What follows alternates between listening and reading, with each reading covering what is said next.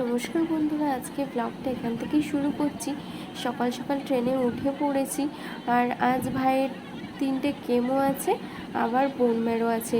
তো মাকে বললাম আমি সকাল সকাল চলে যাব, তুমিও সকাল সকাল হসপিটাল চলে এসো।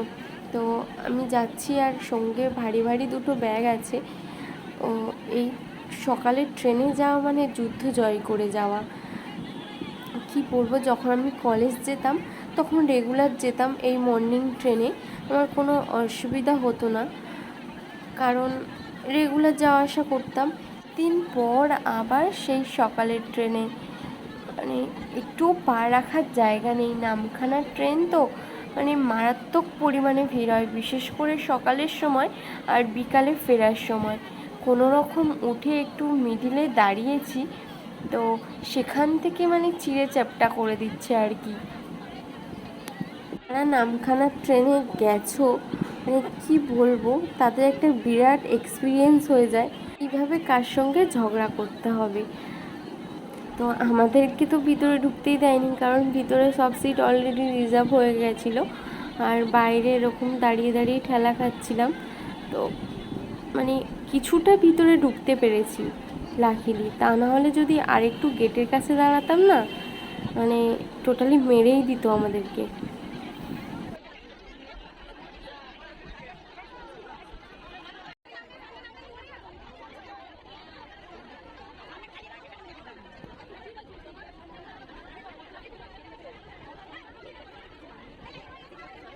কোনো রকম সিটটা পেয়েছি, মানে বসার থেকে আমার মনে হয় দাঁড়িয়ে থাকাই বেস্ট।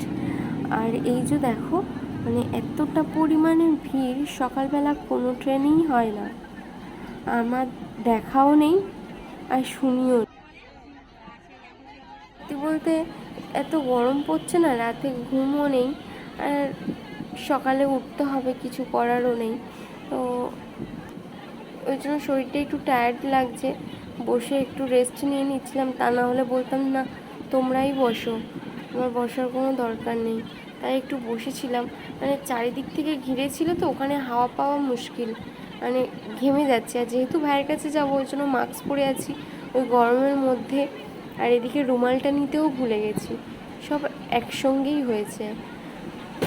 এইদিকে অলরেডি একটা বয়স্ক ঝগড়াও হয়ে গেছে, কারণ সে রেগুলার যায়, আর সে যেখানে দাঁড়িয়ে যায় সেখানে আমি দাঁড়িয়ে গেছি। এবারে তার জন্য তার সমস্যা হচ্ছে, সে এইদিকে পিছন দিক দিয়ে আমাকে প্রেস করছে কন্টিনিউ। ওই জন্য আমি বারে বারে বললাম যে তোমরা একটু ঠিক করে দাঁড়াও তুমি, তবু শুনলো না। ঝগড়াও হয়ে গেল। শেষ পর্যন্ত ওখান থেকে একটা মহিলা সরে গেছে, উনি সেখানেই চলে গেছে।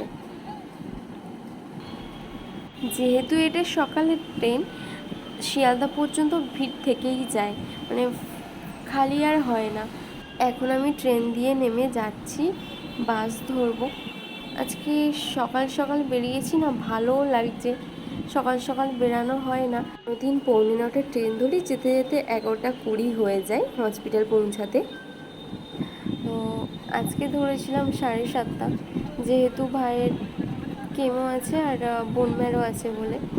আর রেগুলার দেরি হয়ে যায়, ওই জন্য ভাবলাম আজকে তাড়াতাড়ি যাব। তো তবুও মা বলছে আমি পৌঁছে গেছি। যাই হোক, আমরা এখন বাসে উঠে গেছি, যাচ্ছি। আর বাসে তো মিনিমাম 1 ঘন্টার উপরে টাইম লাগে, যেতে 3 ঘন্টা, মানে ট্রেনে 1.5 ঘন্টা, বাসে 1 ঘন্টা 10-15 মিনিট তো লেগেই যায়। এই যে আমরা এসে গেছি, আর এসেই দেখছি মা ভাই দুজনেই ওয়েট করছে, দাঁড়িয়ে আছে। এখানে যাই সেখানে লাইন, মেডিসিন শপে যাব, ওখানে গিয়ে কিছুটা লাইন দিতে হবে। তো মাকে বললাম একটু দাঁড়িয়ে থাকো, আমি যাই প্রেসক্রিপশানটা নিয়ে গিয়ে লাইন দিই। ভাই একটু ভয় ভয় পাচ্ছে, কারণ এটা ওর 3rd বোন ম্যারো। আগের 2বারের কথা ওর মনে নেই, আর এইবারে যেহেতু ও একটু ভালো সুস্থ আছে, তো তাই এবারে বলছে যে আমার লাগবে, কি হবে, খুব কষ্ট হবে। তো মানে শুধু এগুলোই করছে, মানে মুডটা খুব একটা ভালো নেই, যে শুনেছে বোন ম্যারো হবে। তো বোন ম্যারো হয়ে গেছে।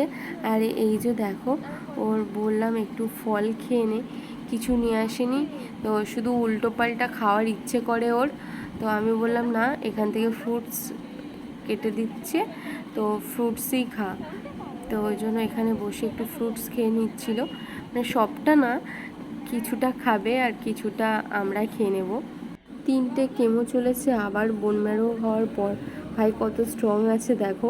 যে একটু কোমরে হাত দিতে গেছি করে চিৎকার করে উঠেছে, কিন্তু আদৌ ওর মানে যেখানে বোন ম্যারো হয়েছে সেখানে আমি টাচ করিনি, মানে খুব প্যানিক করে। আর এই যে ওকে নিয়ে আমরা উঠে গেছি অটোতে, চলে যাচ্ছি। সব হসপিটালের সমস্ত কাজ আমাদের কমপ্লিট হয়ে গেছে।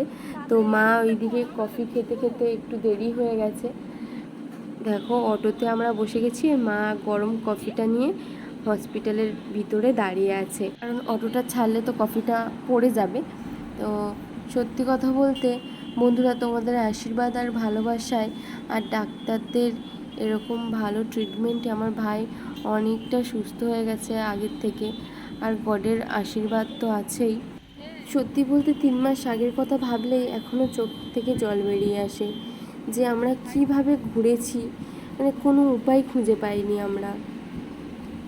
এখন একটা জায়গায় এসে অনেকটা বেটার রেজাল্ট পেয়েছি। আর এই যে দেখতে পাচ্ছ রেজাল্ট, মানে ভাই কতটা হাসি খুশি। ডাক্তার দেখানো আছে 11 তারিখ। তো মাকে বললাম আমি আসতে পারবো না, তুমি সব করে নিও। আর মায়ের যে পায়ে ব্যথা, তার জন্য ট্রেনে তেল বিক্রি হচ্ছিল, কিনেছি। মা তো কথাই শোনে না, তেলটা লাগাবে কি ঠিক নেই। সারাদিন সংসারের কাজ করতে করতে আর নিজের পিছনে সময় দেওয়ার সময় থাকে না। ভাইকে ছেড়ে দিলাম, দিয়ে আমরা একটু বসে ওয়েট করছি। যে ব্যাগ ট্যাগগুলো দিয়ে দিয়েছিলাম মায়ের কাছে, ওটা আমাদেরকে দিয়ে দিল। দিয়ে আকাশের অবস্থা দেখতে পাচ্ছ কেমন মেঘ করে এসছে। আর সত্যি বলতে আজকে দেখে দেখে আমি ছাতাটা হারিয়ে ফেলেছি। কতদিন হয়ে গেছে আমার ছাতাটা, ঠিক আজকে ছাতাটা হারিয়ে ফেলেছি, কি বলবো। আর এই যে জানি না যখন তখন বৃষ্টি এসে যেতে পারে। গেটের ওই সাইডে যাব, গিয়ে বাস ধরবো ডিরেক্ট আর কি স্টেশনে গিয়ে নামবো। আর শরীর চলছে না বন্ধুরা, এখন বাজে 4:30। তো বাড়ি ফিরতে ফিরতে অনেকটা রাত হয়ে যাবে।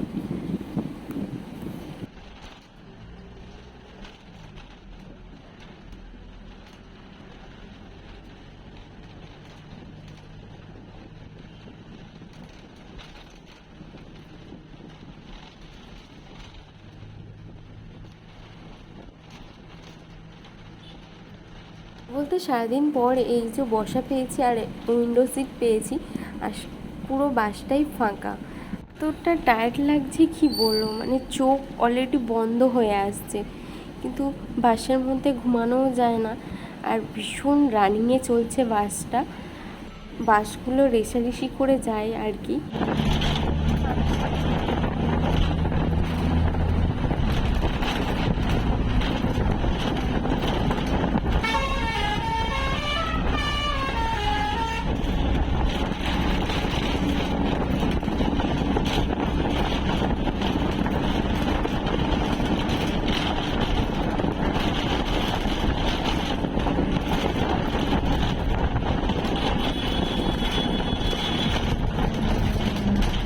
বাস দিয়ে নেবে দৌড়ে দৌড়ে আসছিলাম, আর রাইট টাইমে ক্রস করে গেছে আমাদের সামনে থেকে, ব্যাডলি ট্রেনটা পাইনি। তো এখন দেখো বারুইপুর লোকালে উঠে গেছি। তো বন্ধুরা আজকে এই পর্যন্ত ব্লগটা এতটুকুই, দেখা হচ্ছে নেক্সট কোনো ব্লগ।